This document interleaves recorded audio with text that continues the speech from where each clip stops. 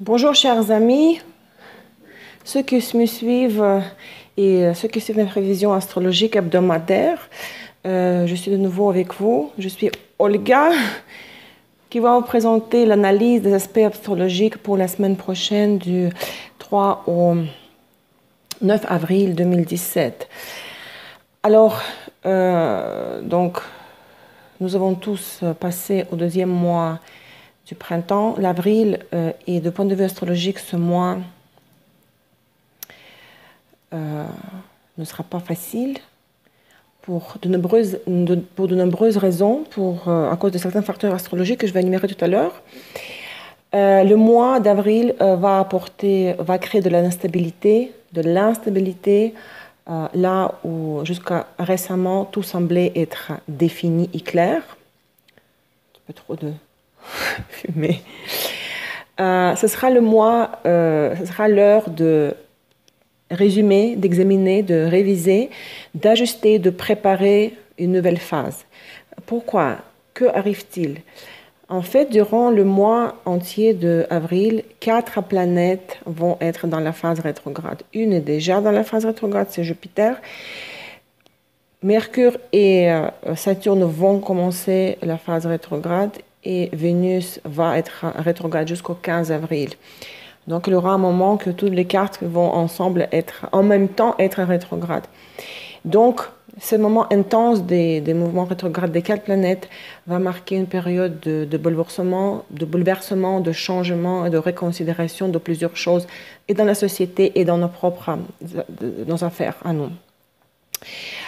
Rappelons-nous le carré hanté dont j'ai parlé durant les 2 dernières semaines. En fait, le carré hanté formé par Jupiter, Uranus, Pluton, qui était activé par Mercure la semaine dernière. Cette semaine-là va être activé à 2 reprises par le Soleil qui transite par Bélier, parce qu'il se rapproche de Uranus progressivement.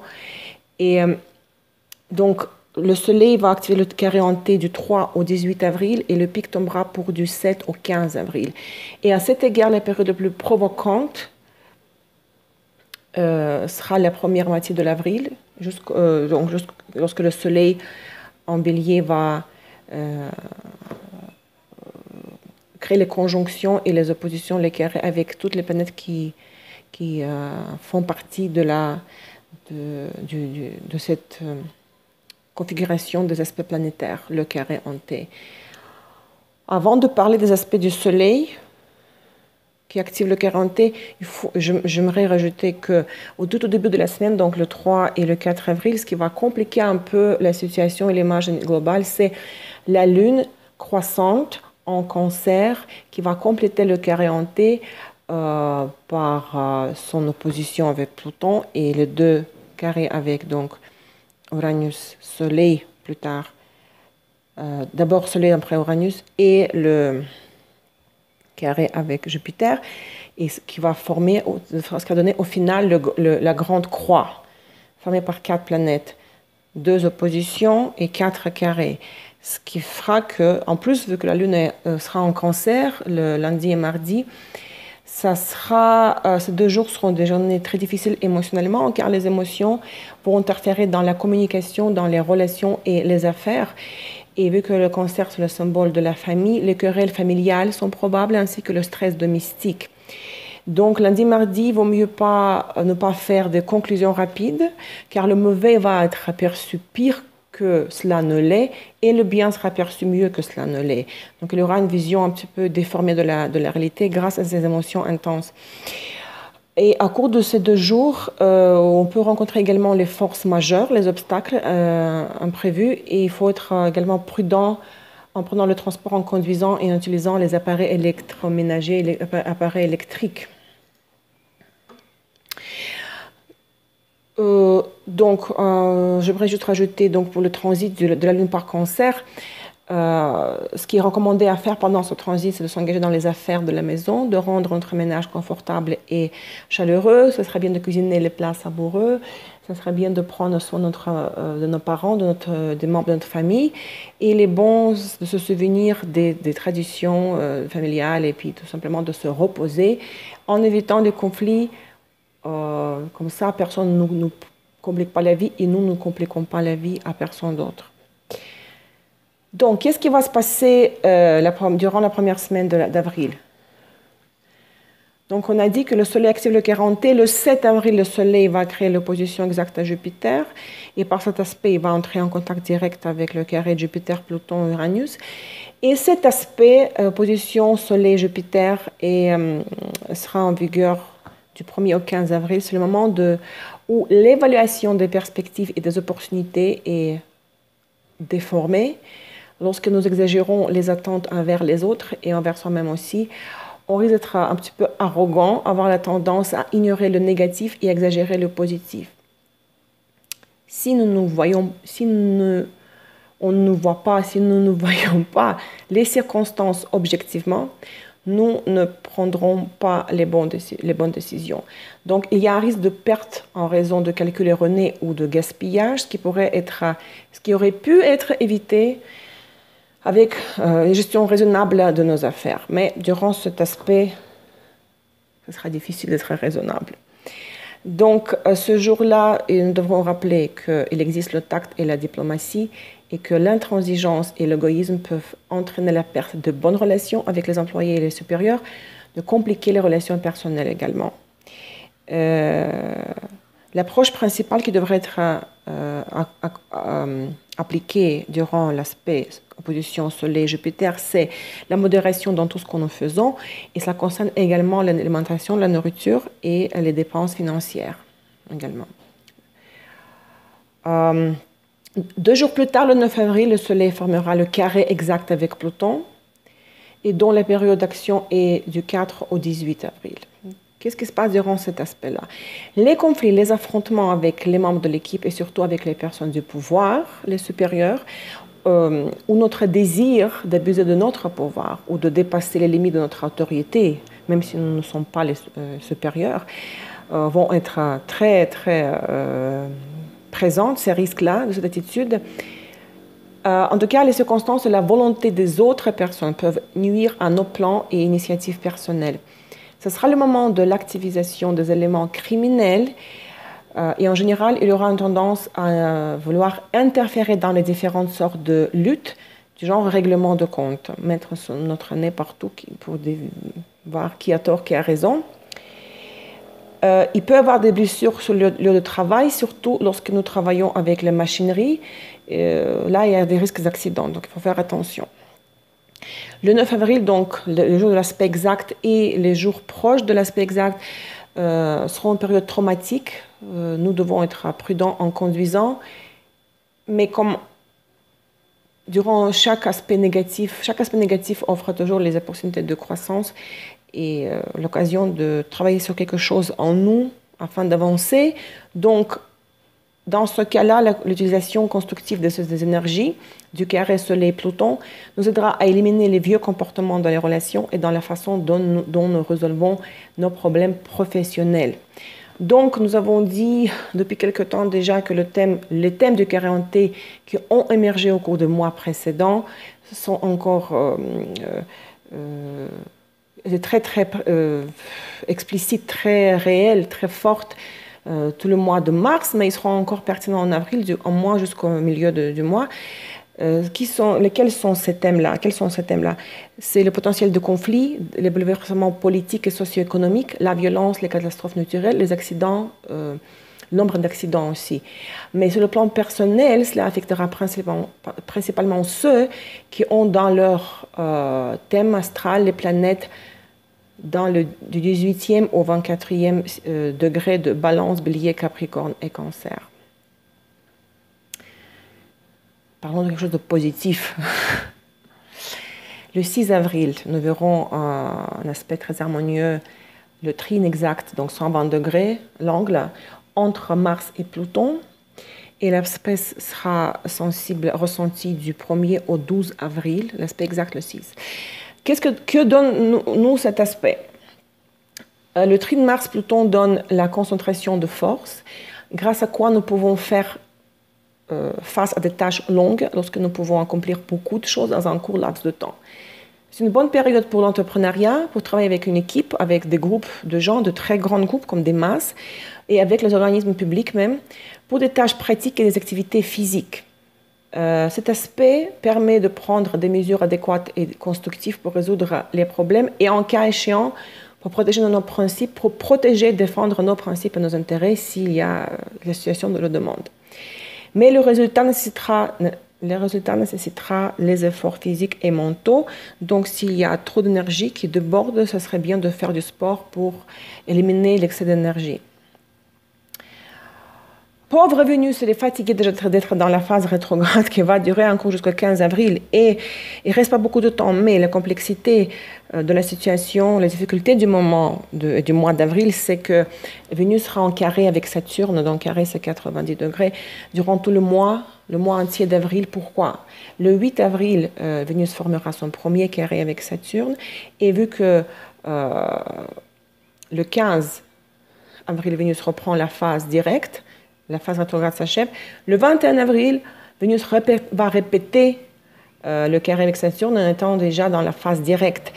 Et donc, en plus de ça, au cours de la période de Vénus rétrograde, nous verrons le début de la phase rétrograde du Mercure qui débutera le 9 avril et durera jusqu'au 3 mai. Et tout cela dans le contexte du carré bloqué, carré suspendu, on peut dire aussi suspendu, du Vénus et Saturne. Avant de parler du carré Vénus-Saturne, il faut rajouter encore une autre couche, un autre aspect. Donc l'image est vraiment complexe. Le 3 avril, Vénus se déplace, vu qu'il recule maintenant, il est rétro, se déplace et retourne dans le signe de Poisson, où il restera jusqu'au 28 avril. Vénus en Poisson augmente le romantisme et la sensibilité, le besoin d'amour et de compréhension, mais les possibilités de réaliser ces besoins, de les satisfaire, seront très limitées car Vénus sera pendant ce temps dans le carré, ce qu'on appelle carré sourd, avec Saturne en Sagittaire et en plus ce sera dans la phase rétrograde encore. Donc l'amour, même s'il commence rapidement, mais les rêves et les fantasmes auront peu à voir avec la réalité, donc il est préférable de diriger cette énergie vers la créativité, vers le travail en solitude, vers les tâches spirituelles. Il vaut mieux de se concentrer sur nos bien-aimés qui sont déjà près de nous et sur notre monde intérieur. Alors, le carré Saturne, Vénus-Saturne.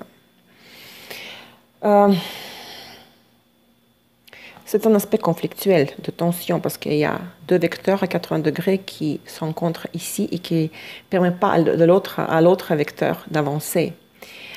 Le conflit entre Vénus et Saturne, c'est le mur de la réalité contre lequel les illusions et les attentes peuvent se briser. Dans les relations, les problèmes pratiques, le devoir et la responsabilité deviennent plus importants que le sens de l'intimité.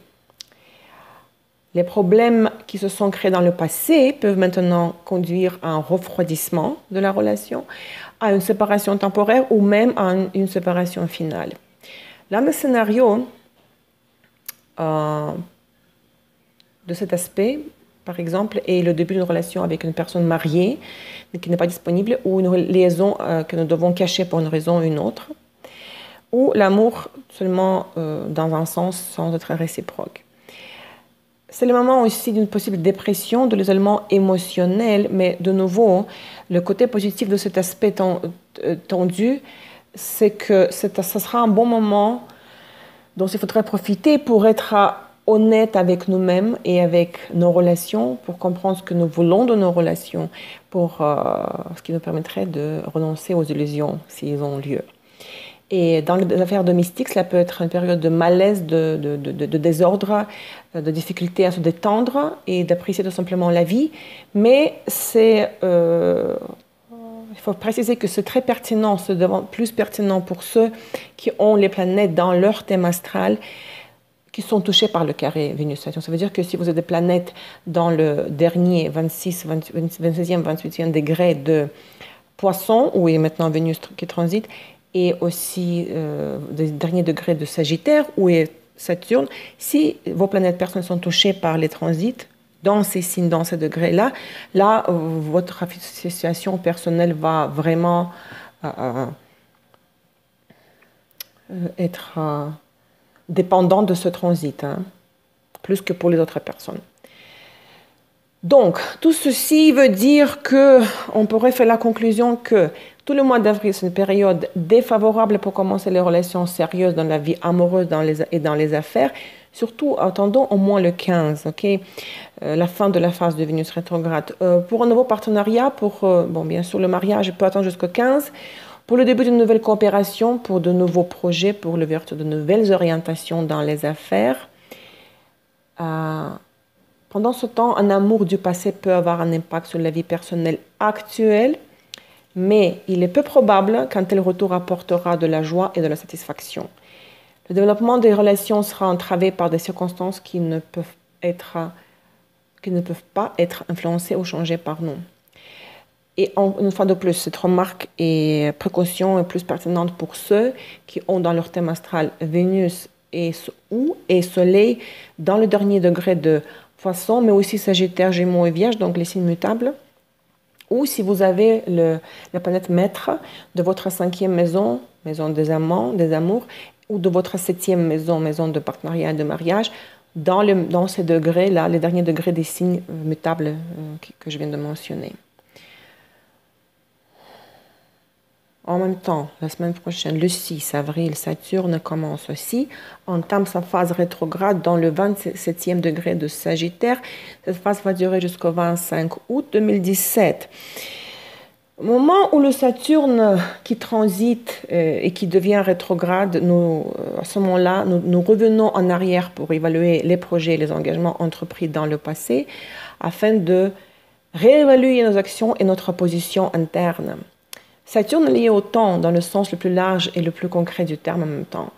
C'est le chronos, le dieu du temps dans la Grèce ancienne, mesurant les minutes, les périodes et les cycles. Donc Saturne c'est le temps qui guérit et qui est aussi le test qui nous rend plus sages avec les expériences de la vie, bien sûr. Donc, ce qui veut dire logiquement que le 6 avril, après le 6 avril, il n'est pas recommandé de lancer de nouveaux projets commerciaux, d'acheter de vendre des biens mobiliers, en tout cas jusqu'au milieu du mois. Mais si nous aurions, même si nous aurions le désir de changer notre vie à 180 degrés, et aussi du point de vue de la santé, la récupération dans le sens rééducation, réhabilitation, le rejet de mauvaises habitudes, tout ceci est préférable de commencer durant le Saturne direct, hein, quand la phase rétrograde est terminée. Jusqu'au 25 août 2017, nous devons tout simplement nous laisser emporter par le courant, nous détendre et en même temps, il est absolument important de respecter honnêtement nos devoirs et nos engagements et de nous améliorer professionnellement. Il est recommandé aussi d'accorder plus d'attention aux parents, aux grands-parents et à écouter leurs conseils sages. Et donc pour finir, le dernier aspect, le dernier phénomène astrologique de la semaine, c'est le début de la phase rétrograde du Mercure qui commencera le 9 avril, qui durera jusqu'au 3 mai.